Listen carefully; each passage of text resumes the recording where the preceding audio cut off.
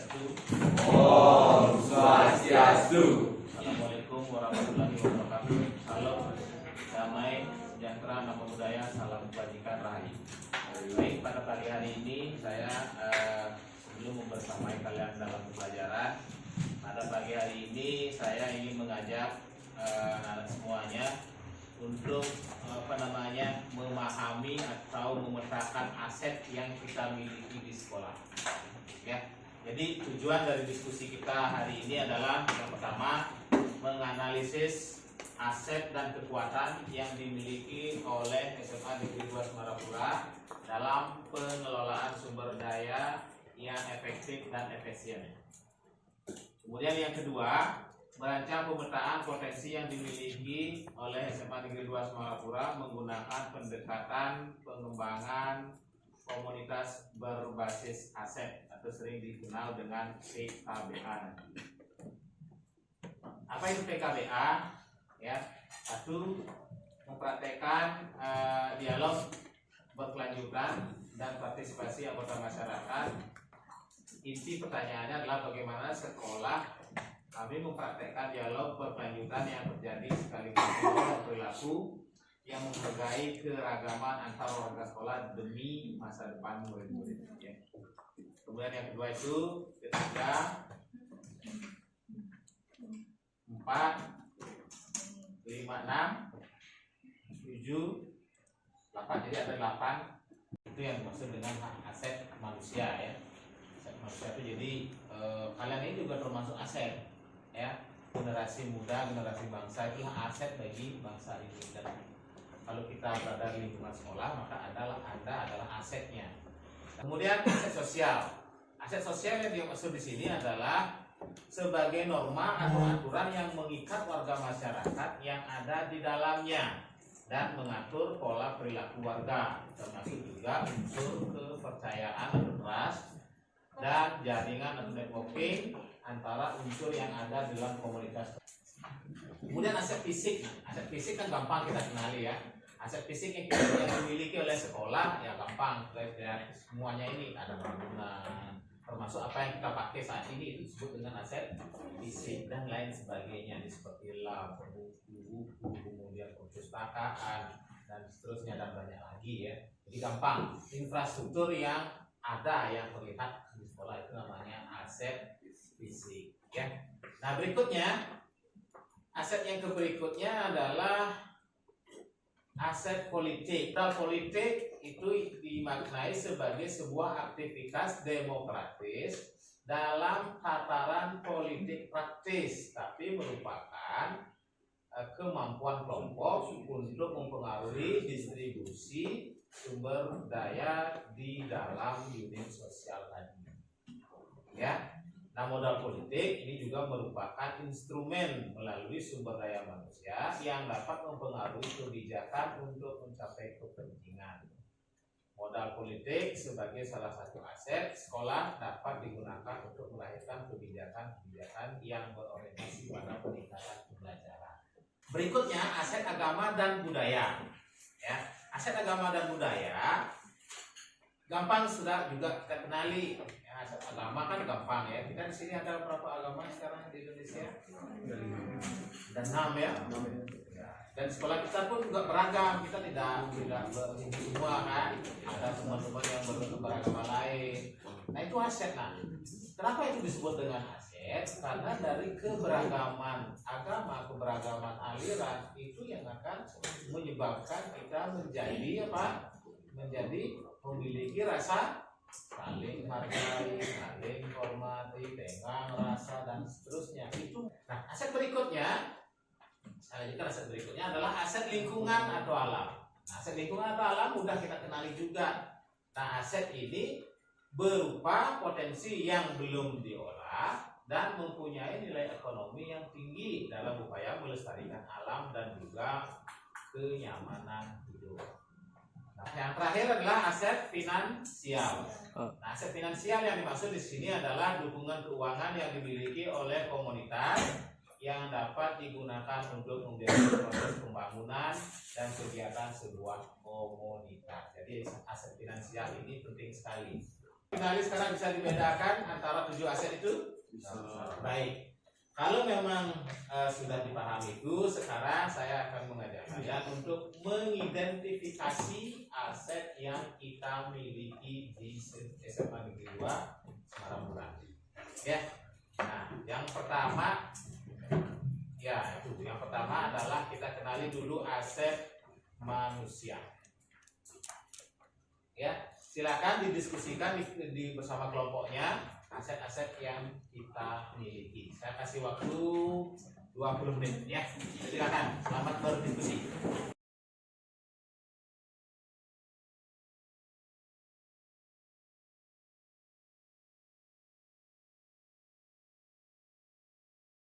Silakan. Boleh berdiri juga boleh. Ari Arsani. Yang pertama, aset manusia. Setelah diidentifikasi, aset manusia dapat disimpulkan yaitu seperti generasi muda, para pendidik, serta pendukung di sekolah lain. Yang pertama, generasi muda ditempa oleh pendidik, yaitu berupa guru, kepala sekolah, pegawai, dan lainnya, yang akan berdampak pada sekolah. Selanjutnya ada pembagian tugas tenaga pendidik atau guru dalam pembelajaran sesuai latar belakang ijazah dan kompetensi guru. Selanjutnya pembentukan kelompok kerja kecil kolaborasi guru dan pegawai sebagai pelaksana kegiatan dengan analisa kemampuan, kompetensi, dan pendidikan. Selanjutnya pembentukan komite sekolah, pembentukan piket sekolah oleh siswa, pembentukan kelompok ekstra pengembangan diri, dan pembagian tugas tenaga kependidikan secara proporsional. Silakan Siwi. Baik, terima kasih. Di sini saya akan membacakan aset sosial. Yang pertama, sekolah memiliki aturan yang terdapat dalam tata tertib sekolah. Contohnya tentang kedisiplinan berpakaian, tepat waktu, dan juga berperilaku. Yang kedua, sekolah memiliki relasi kerjasama antar puskesmas, lalu antar juga koni hukum untuk menunjang atlet-atlet yang berprestasi, serta memiliki relasi erat dengan sekolah-sekolah lain, baik di Bali maupun di luar Bali. Yang ketiga, sekolah dipandang baik sehingga memiliki dukungan dari kalangan masyarakat. Terima kasih.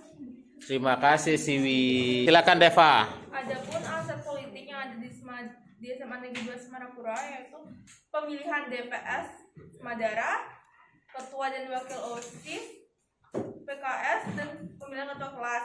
Dan adapun juga P5 dengan tema suara demokrasi, penelusuran alumni, dan mengikuti kebijakan dinas seperti penyuluhan kesehatan. Jadi aset fisik. Setelah kami mengidentifikasi aset fisik yang ada di Semadara, itu ada ruang kelas, ruang perpustakaan, ruang lab komputer, ruang guru, aula, ruang pertemuan, ruang tata usaha, ruang OSIS, kantin, operasi, ruang kepala sekolah, ruang wakil kepala sekolah, ruang pramuka, ruang sispala, kamar mandi, parkiran, lapangan. Lalu ada fasilitas-fasilitas seperti buku-buku, komputer, wifi, proyektor, kipas angin, AC, sapu dan alat kebersihan lainnya, wastafel, instalasi hidroponik, alat tenun, tempat sampah, cangkul dan arit untuk P5 toga dan juga tanaman produktif. Lalu ada sound system dan training basket. Baik, terima kasih. Kita sudah menyampaikan hasil pemetaan atau identifikasi aset. Silakan Aswin. Setelah berdiskusi, kelompok kami menemukan di SMA Negeri 2 Semarapura ada beberapa aset agama dan budaya. Contohnya seperti melaksanakan Sri Sandia setiap hari, mengadakan kegiatan bulan bahasa dan bulan bahasa Bali, penerapan kotak kejujuran, dan penerapan toleransi dan gotong royong antar berat. Aset lingkungan atau alam yang ada di sini adalah kemudian kemudahan akses transportasi, dekat dengan lapangan umum, dekat dengan objek wisata, tempat rekreasi dan objek studi, dekat dengan pusat perbelanjaan, dekat dengan lingkungan kota dan fasilitas publik, dekat dengan tempat kos, dekat dengan tempat pengrajin seperti wayang kamasan, gamelan Bali dan tenun. Terima kasih Sumadi. Jadi dari hasil kami berdiskusi, yang kami hanya menemukan aset finansial itu cuma ada pertama itu dana bos, Ya. yang kedua itu dana pendamping pendidikan atau DPP, yang terakhir itu sponsorship dari rekanan.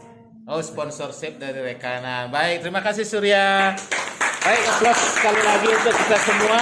Kita sudah berhasil memetakan aset yang ada di SMA Negeri 2 Semarapura, dan sekaligus itu sebagai notulen kita hari ini. Ada yang ingin didiskusikan lagi? Tidak cukup? Baik, terima kasih. Saya sampaikan kepada kalian semua, kelas 11A sudah membantu saya dalam memetakan atau mengidentifikasi aset atau modal yang dimiliki SMA Negeri 2 Semarapura. Semoga kegiatan ini bisa bermanfaat untuk kita semua, sebab dengan mengenali aset yang kita miliki, kita bisa diharapkan nanti memanfaatkan atau memaksimalkan potensi aset yang kita punya untuk kepentingan pembelajaran bersama. Sekian dan terima kasih. Saya tutup. Om Santi Santi Santi Om.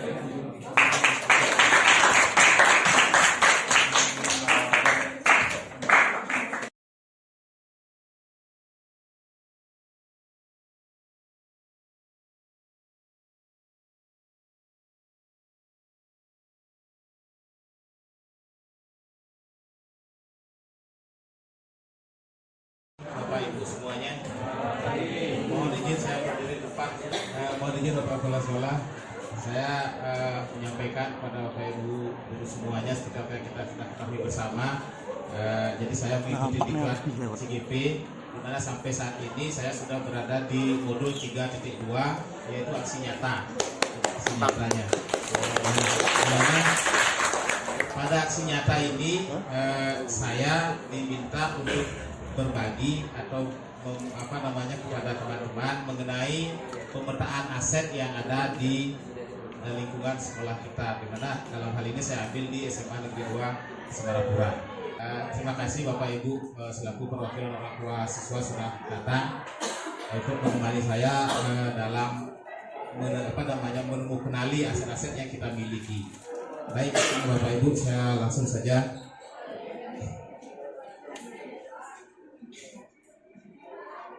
Nah, adapun tujuan diskusi kita pada pagi hari ini adalah menganalisis aset dan kekuatan yang dimiliki oleh SMA Negeri 2 Semarapura dalam pengenalan sumber daya yang efektif dan efisien.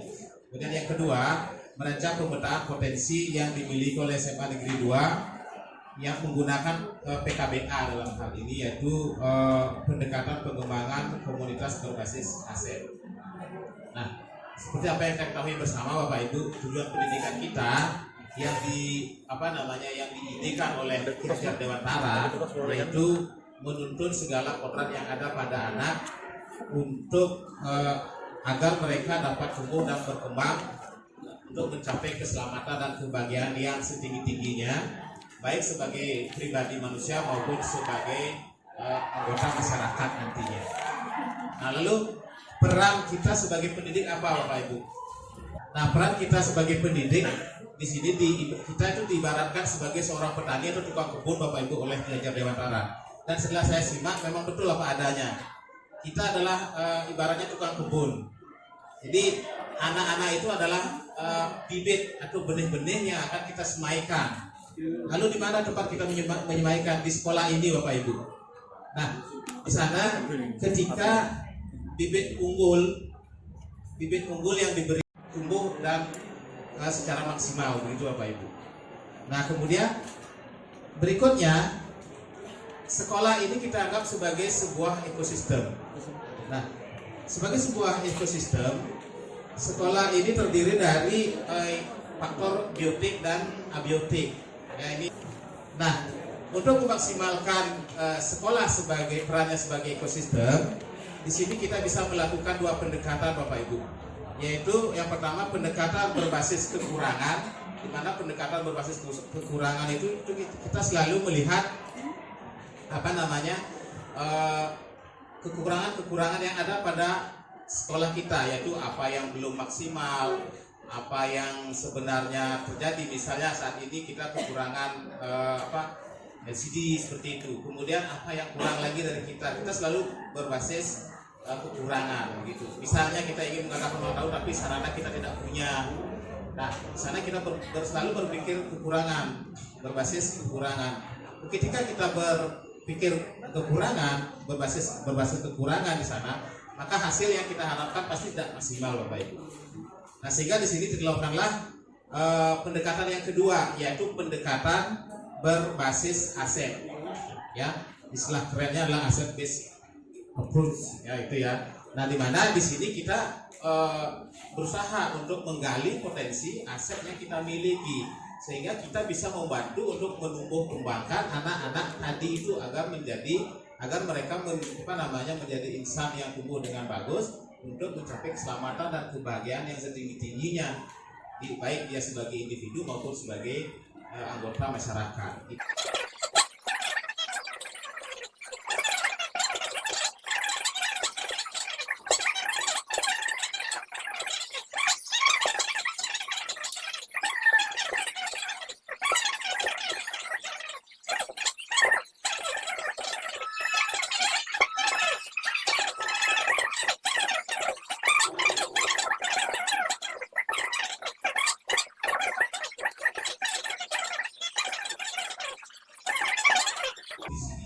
Yang pertama, jadi 7 aset itu saya perkenalkan.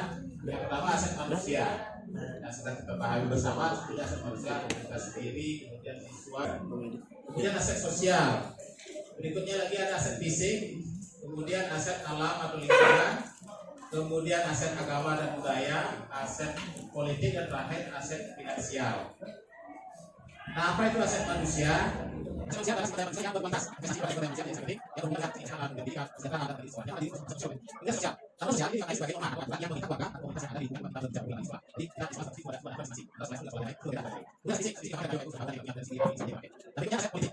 Sama dengan politik adalah ini harus dipakai. Jadi politik tidak akan dipakai sebagai sumber sistematis dan politik sebagai kelompok untuk mengambil distribusi sumber daya di dalam negara Indonesia. Tapi kemudian aset agama dan budaya. Aset agama dan budaya seperti tadi, di mana sebenarnya komunitas kita terdiri dari berbagai jenis agama dan budaya. Dan yang sebagai agama dan sebagai bahan untuk budaya kita miliki. Berikutnya aset iman. Aset iman ini berupa potensi yang belum diolah dan mempunyai nilai ekonomi yang tinggi dalam upaya pelestarian alam dan juga kenyamanan hidup. Orang yang berdiri yang harus sama itu di negara dan seterusnya. Kemudian berikutnya aset finansial. Nah, ini yang penting. Apa aset finansial itu bahan yang kita harus mampu. Jadi sama ini kita sudah karena bos dari konsep tapi tidak ada lainnya. Nah, yang saya bisa perkenalkan kepada Bapak Ibu untuk mengenai 7 aset. Nah, berikutnya Bapak Ibu, sekarang saya minta bantuannya baik kepada perwakilan orang tua siswa dan kepada rekan-rekan guru untuk mengidentifikasi aset-aset yang kita miliki sesuai dengan angka yang sudah saya bagikan. Terima kasih Bapak Ibu, kemudian saya bisa bagikan.